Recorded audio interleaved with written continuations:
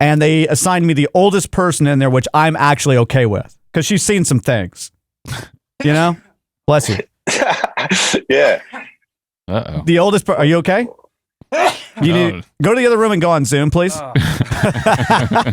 For real. Sorry. Bring it, Cosmo Joe. Yeah, he's like, man, you Yeah, made me dude. stay home.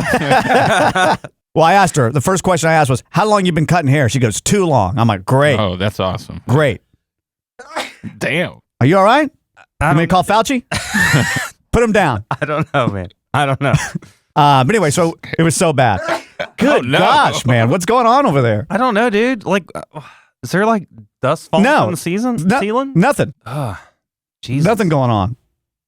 Sorry. I'm So anyway, sorry.